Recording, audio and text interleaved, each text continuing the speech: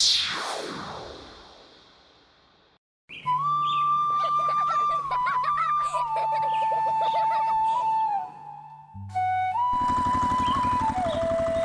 समय पहले रत्नपुर राज्य में दो बिरयानी वाले थे। एक के नाम था राम कुमार, दूसरे का चमन लाल। उसी चौराहे के दो छोर पर उनकी दुकानें थीं, लेकिन दोनों के स्वभाव में जमीन आसमान का फर्क था। राम कुमार ईमानदार और अच्छे दिल का इंसान था। वो हमेशा ताज़ा मसाला, शुद्ध घी और सुबह सुबह आने वाला मीट इस्तेमाल करता। उसकी बिरयानी महंगी ज़रूर थी, लेकिन रत्नपुर के लोग उससे प्यार करते थे। उसकी दुकान पर भीड़ कम होती थी, पर जो आता था वो उम्र भर का ग्राहक बन जाता था। रामकुमार भैया, एक प्लेट बिरयानी देना।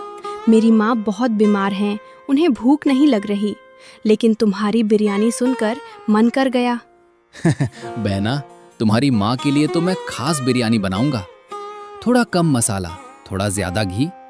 लो, ये ले जाओ, पैसे मत दो, पहले माँ को खिलाओ। भैया, तुम बहुत अच्छे हो, भगवान तुम्हें खुश रखे। बस तुम लोगों का आशीर्वाद ही काफी है। दूसरी तरफ चमन लाल की दुकान। चमन लाल दुबला पतला, फुर्तीला, मीठी बोली बोलने वाला, लेकिन अंदर से बेहद लालची था। उसके हाथ इतने सफेद थे कि कोई चीज हाथ से निकलती भी नहीं देख सकता था। आइए आइए, राम कुमार की बिरयानी का आधा दाम, 50 रुपए में भरपेट बिरयानी। इतना सस्ता और कहीं नहीं मिलेगा। क्या सच में इतना सस्ता है भाई? अरे वाह, जरा एक प्लेट देना, चक्कर देखूं। अरे मुझे भी देना, और हाँ, थोड़ा ज्यादा देना भाई, बच्चों के लिए भी ले जाना है। चमन लाल बिरयानी तो सस्ती देता था, लेकिन असली खेल कुछ और था। वो जब बिरयानी परोसता था, उसके हाथ इतनी तेजी से काम करते थे कि ग्राहक को पता ही नहीं चलता था कि उसकी जेब से पर्स गायब हो गया है या उसकी कमर से चांदी की जंजीर उतर गई है। कोई बच्चा रोटी लेकर आता तो उसकी झोली से पैसे गायब, कोई बुजुर्ग आता तो उसकी अंगूठी हाथ से निकल जाती। चमन लाल के हाथ में जादू था, बुरा जादू। रत्नपुर के लोग कुछ समझ नहीं पाते थे। उन्हें लगता था कि रास्ते में कहीं चोरी हो गई। कभी किसी को चमन लाल पर शक नहीं हुआ, क्योंकि उसकी बोली मीठी थी, मुस्कान बड़ी थी और बिरयानी सस्ती थी।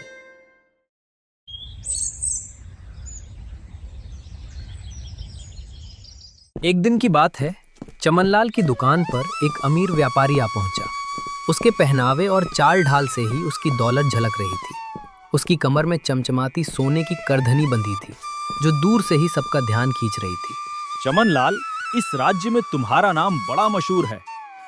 सुना है कि तुम बहुत सस्ती बिरयानी देते हो, तो जरा मेरे लिए भी 5 प्लेट बिरयानी पैक कर दो। मेरे साथ वाले बहुत भूखे हैं। जी महाराज, अभी लगा देता हूँ। बिरयानी परोसते हुए उसके हाथ बिजली की तरह करधनी के बटन खोलते हैं। लीजिए आपकी बिरयानी, जाइए अपने दोस्तों को खिलाइए। खाते ही वे इस बिरयानी के दीवाने हो जाएंगे। ठीक है भाई, नाम तो बहुत सुना है, आज चक्कर भी देखेंगे। इतना कहते ही व्यापारी वहां से निकल पड़ा। थोड़ा आगे बढ़ते ही उसने अपनी कमर की ओर नजर डाली और दंग रह गया। उसकी करधनी उसकी कमर में नहीं थी। अरे मेरी करधनी, मेरा बटुआ कहाँ गया? मैं क्या जानूं महाराज, आप रास्ते में कहीं खो आए। नहीं, यहाँ तो अभी थी। देख लीजिए, मेरे पास तो कुछ नहीं है। मैं तो गरीब बिरयानी वाला हूँ। रत्नपुर में कैसे चोर है, राजा से शिकायत करनी पड़ेगी। रोज का यही हाल था। एक ही सप्ताह में 20 लोग चोरी की शिकायत लेकर आ चुके थे। आखिरकार ये बात राजा के कानों तक पहुंची। अंत में गांव के लोग इकट्ठा होकर न्याय की गुहार लगाने राजा के दरबार में जा पहुंचे।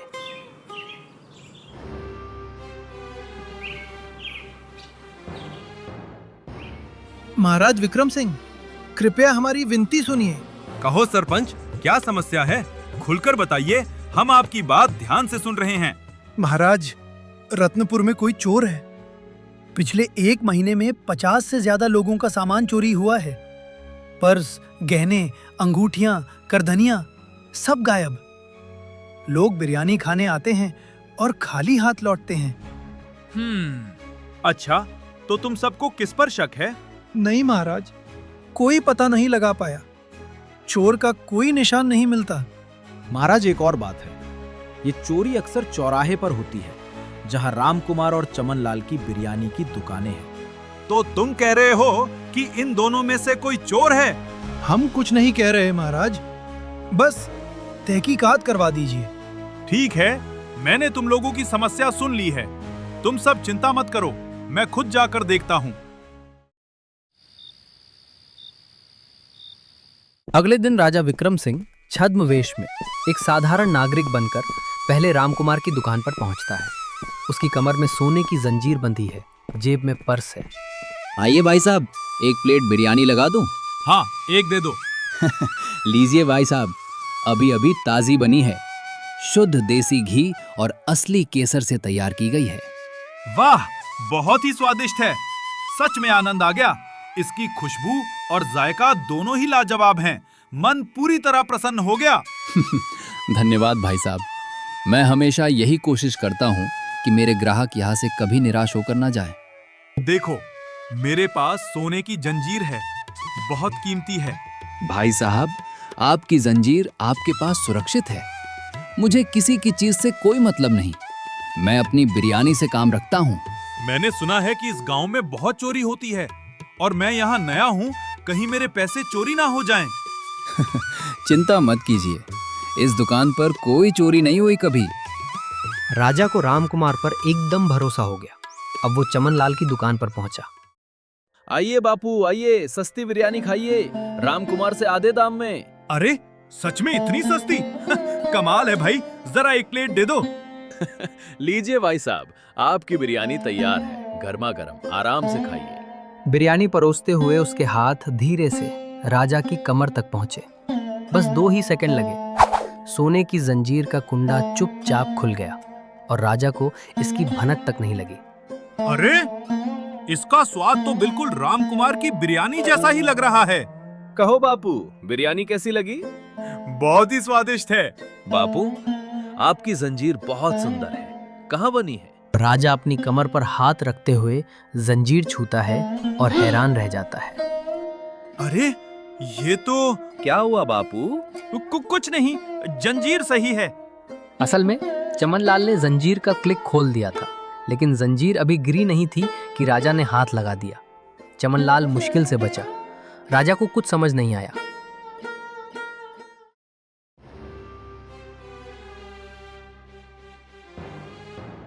वजीर, मैं हैरान हूँ।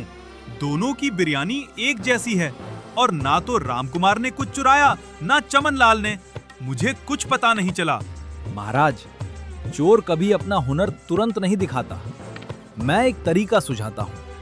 एक प्रतियोगिता रखवाइए, दोनों को वादा कीजिए कि उन्हें एक एक मुंह मांगा इनाम मिलेगा।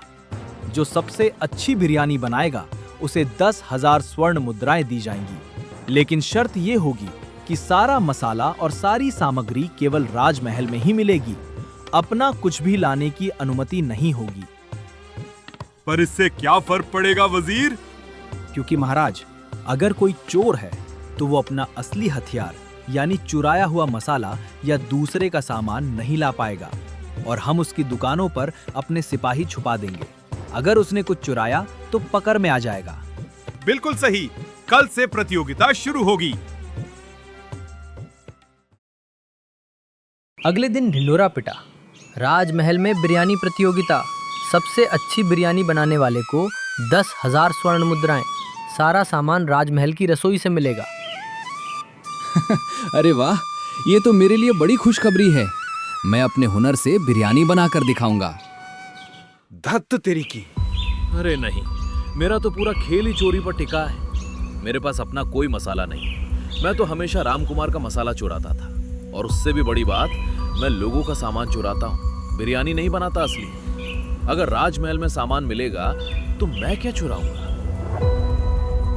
लेकिन चमनलाल को लालच था। उसने सोचा रात में रामकुमार की दुकान से उसका असली मसाला चुरा लाऊंगा। बस राजा को झांसे में रखना है।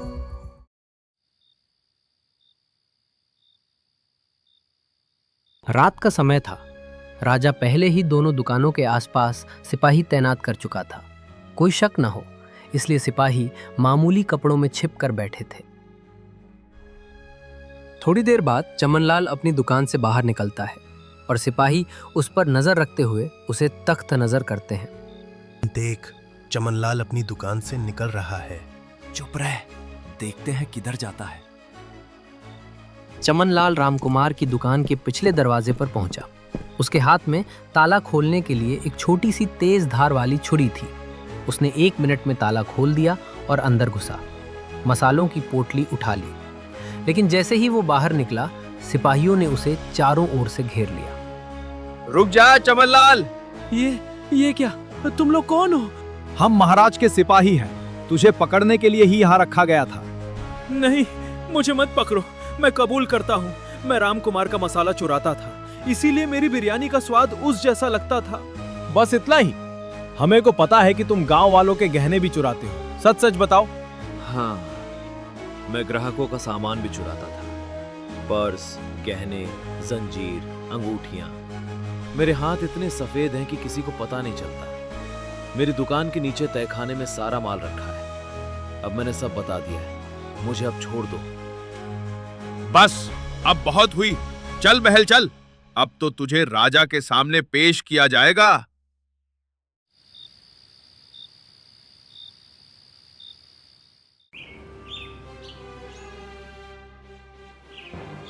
अगले दिन राजमहल में चमनलाल को राजा के सामने पेश किया जाता है।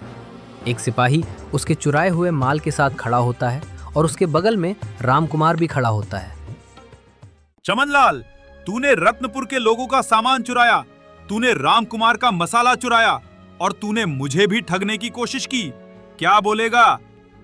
महाराज, मुझे माफ कर दो। लालच ने मुझे अंधा कर दिया था। मेरे हाथ सफेद थे पर दिल काला था। अब मैं सुधर जाऊंगा। चमनलाल, तू मेरा मसाला चुराता था?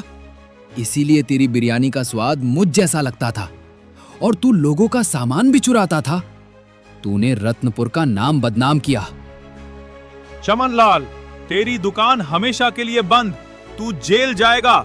6 महीने की कठोर सजा और सारा चुराया हुआ माल वापस उसके मालिकों को लौटाया जाएगा। मुझे माफ कर दो। अब मैं ऐसा कभी नहीं करूंगा राजा साहब। और रामकुमार, तू रतनपुर का सबसे ईमानदार बिरयानी वाला है। तूने कभी किसी से झूठ नहीं किया, कभी किसी की चीज नहीं ली। तुझे 10,000 स्वर्ण मुद्राएं और आज से रत्नपुर का राजकीय बिरयानी वाला नियुक्त किया जाता है। धन्यवाद महाराज। मैं जीवन भर ईमानदारी से बिरयानी बनाता रहूंगा। यही मेरी सबसे बड़ी पूंजी है। महाराज की जय, रामकुमार की जय। अब रत्नपुर चोर मुक्त हो गया। विद्याधर, तुमने सही कहा था। प्रतियोगिता के बिना सच्चाई सामने नहीं आती। महाराज, ईमानदारी का मसाला कभी चोरी नहीं हो सकता और चोरी के हाथ चाहे कितने भी सफेद क्यों ना हो, एक ना एक दिन पकड़े ही जाते हैं।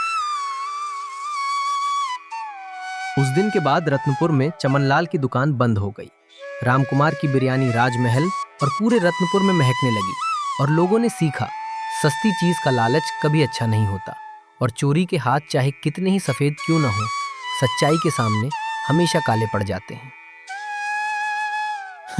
भाई साहब, मेरी बिरयानी थोड़ी महंगी है, लेकिन खाइए तो मन खुश हो जाएगा। ईमानदारी का स्वाद ही कुछ और है। रामकुमार, आज से तुम ही हमारे असली बिरयानी वाले हो। और इस तरह रत्नपुर राज्य में ईमानदारी की बिरयानी महकती रही सदियों तक।